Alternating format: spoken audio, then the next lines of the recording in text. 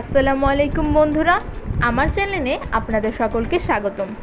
আজ আমি রান্না করেছি আলু দিয়ে লাল কক মুরগি। সবাইকে শুভেচ্ছা জানিয়ে শুরু করছি আমার আজকের এই রেসিপি। আশা করছি আপনাদের সকলের ভালো লাগবে। আমি এখানে নিয়ে নিয়েছি 1 কেজির একটা মুরগি।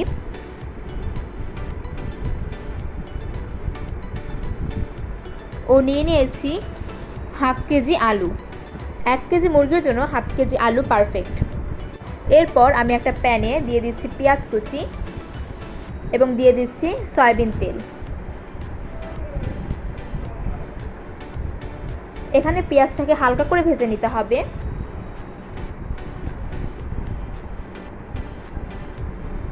এখন এর মধ্যে দিয়ে দিচ্ছি 1 চা চামচ রসুন বাটা, দিয়ে দিচ্ছি 1 চা চামচ আদা বাটা,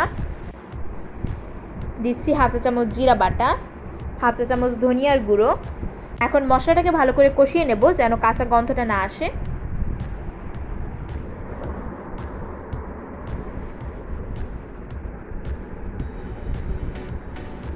এখন এর মধ্যে দিয়ে দিচ্ছি পানি যেন মশলাটা না পুড়ে যায়। দিয়ে দিচ্ছি 2টো তেজপাতা, 4 থেকে 5টা এলাচ, 2টা দারচিনি, 4 থেকে 5টা লবঙ্গ, দিয়ে দিচ্ছি স্বাদমতো লবণ, দিচ্ছি 1 চা চামচ হলুদের গুঁড়ো, 1.5 চা চামচ মরিচের গুঁড়ো। একটু নেড়েচেড়ে নেব এখন। এরপর দিয়ে দিচ্ছি 4 থেকে 5টা কাঁচামরিচ।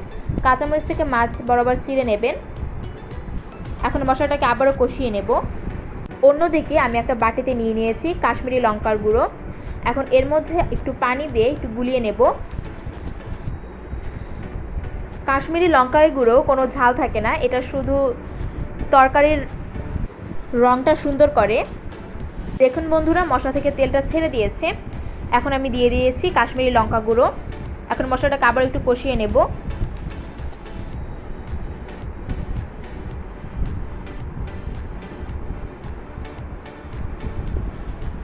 কষানো হয়ে গেলে এর মধ্যে দিয়ে দিচ্ছি মুরগির মাংসগুলো।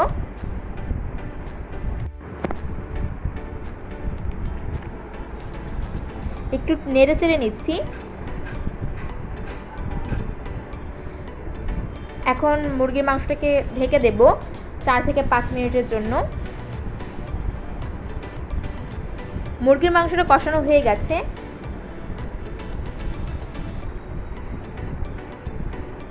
এখন এর মধ্যে দিয়ে দিচ্ছি কেটে রাখা আলুগুলো।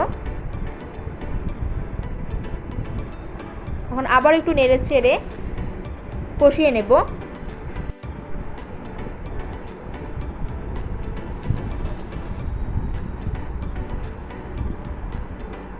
কষানো হয়ে গেছে।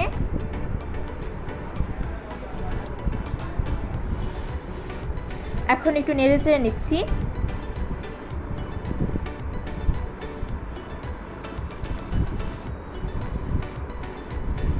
এখন এর মধ্যে দিয়ে দিচ্ছি পরিমাণ মতো পানি।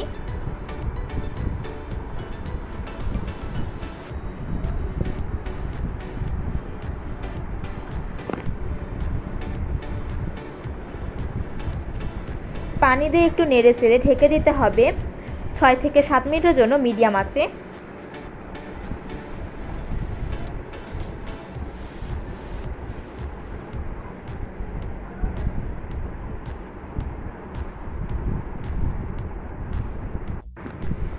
এখন একটু চেক করে নেব যে আলুটা সেদ্ধ হয়েছে কিনা। আপনারাও একটু চেক করে নেবেন।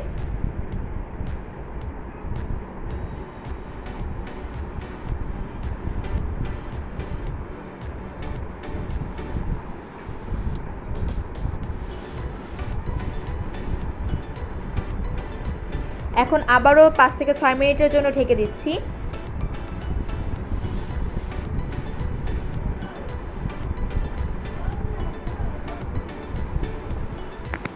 একটু নেড়ে চেড়ে এর মধ্যে দিয়ে দিব এখন গরম মশলার গুঁড়ো।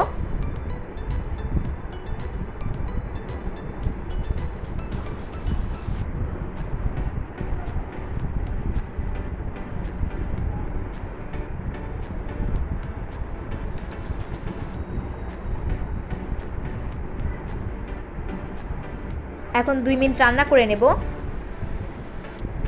দেখুন বন্ধুরা, আমার মুরগির মাংস রান্না হয়ে গেছে। বন্ধুরা, আমার ভিডিওটা যদি আপনাদের ভালো লাগে তাহলে লাইক, কমেন্ট, শেয়ার করতে ভুলবেন না এবং এরকম আরও রান্নার রেসিপি পেতে আমার চ্যানেলটা সাবস্ক্রাইব করে আমার পাশে থাকবেন।